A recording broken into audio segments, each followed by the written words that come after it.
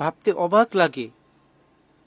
কিছু অভিভাবক এরকম আছে, কিছু গার্ডিয়ান আছে যারা তাদের সন্তান যখন বিছানায় শুয়ে থাকে সকালবেলা, তখন স্কুলে পাঠানোর জন্য, কোচিংয়ে পাঠানোর জন্য কত যে তাকে রিকোয়েস্ট করা হয়, তুমি অনেক বড় হয়ে গেছো, তুমি যদি এখন স্কুলে না যাও, কোচিংয়ে না যাও, লেখাপড়া না করো, তাহলে তুমি জীবনে উন্নতি করতে পারবে না, অনেক বড় হতে পারবে না, সমাজের চোখে তুমি নিজেকে উঁচু দেখাতে পারবে না, মুখ উজ্জ্বল করতে পারবে না। পিতামাতার শাসন করা হয়, কড়া শাসন। এটা শুধুমাত্র দুনিয়ার লাভের জন্য, দুনিয়ার লেখাপড়ার জন্য, সুনাম অর্জনের জন্য। কিন্তু এই সন্তানই যখন ফজরের নামাজ না আদায় করে বিছানায় শুয়ে থাকে, তখন তাকে ডাকা হয় না, নামাজ পড়তে উঠো, সময় হয়ে গেছে, আল্লাহর হুকুম মানতে হবে, মসজিদে যেতে হবে, ওযু করে, গরমের দিন হোক আর শীতের দিন হোক, গরম পানি হোক আর ঠান্ডা পানি হোক, যে কোনো উপায়ে তাকে ওযু করে, পবিত্রতা অর্জন করে নামাজে দাঁড়াতে হবে, আল্লাহর সামনে দাঁড়াতে হবে।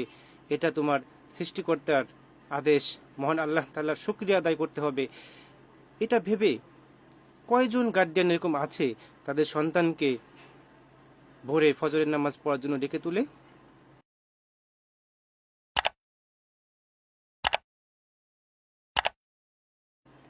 বরং এমনও শোনা যায় কিছু সন্তান আছে যারা নিজ উদ্যোগে গার্ডিয়ান না ডাকলেও তারা ইসলামকে ভালোবেসে, ইসলামিক পরিবেশকে পছন্দ করে, নবীজির সুন্নাতকে ধারণ করতে চায়, তারা নিজেরাই নামাজ আদায় করতে চায়, ঘুম থেকে উঠতে চায়। কিন্তু কিছু গার্ডিয়ান এরকম আছে, তারা তো ডাকবেই না, বরং তারা উঠতে চাইলে, না বাবা তুমি শুয়ে থাকো, তুমি অনেক ছোট আছো, এখনো তোমার নামাজ পড়ার সময় অনেক বাকি আছে, এখন তোমার লেখাপড়া করার সময়, এখন তোমার জীবনে উন্নতি করার সময়, যখন তুমি আরো ম্যাচিউর হবা, আরো বড় হবা, তখন তুমি ইসলামকে মানবা।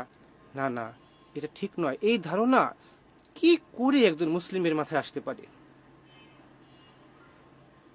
যে বটবৃক্ষ, যে গার্ডিয়ান, তার মাথায় যদি এই ধরনের চিন্তা থাকে, তাহলে তার থেকে যারা শিখবে বা অন্যকে শেখাবে, তারা কি করবে ভবিষ্যতে? তাই গার্ডিয়ানকে বলতে চাই, যারা গার্ডিয়ান আছেন, অভিভাবক আছেন, সন্তানকে ইসলামী শিক্ষা শিক্ষিত করুন। দুনিয়ার শিক্ষার প্রয়োজন আছে, যতটুকু প্রয়োজন ততটুকু পরিমাণেই করুন। 7 বছর থেকে তাদেরকে নামাজের উৎসাহ দিন, আদেশ দিন। 10 বছর হলেই যেন সে পরিপূর্ণ নামাজ আদায় করতে পারে, ইসলামিক নিয়ম মানতে পারে, সেই ব্যবস্থা করার জন্য পরিবেশ তৈরি করুন। তাহলে আপনার সন্তান নেক সন্তানের পরিণত হবে, এবং নেক সন্তানের পিতামাতা হিসাবে, অভিভাবক হিসাবে আপনি দুনিয়াতে যেমন ফায়দা লাভ করবেন, আখিরাতে রয়েছে আপনার জন্য মহা পুরস্কার। মহান আল্লাহ তাআলা আমাদের সকলকে বুঝার তৌফিক দান করুন।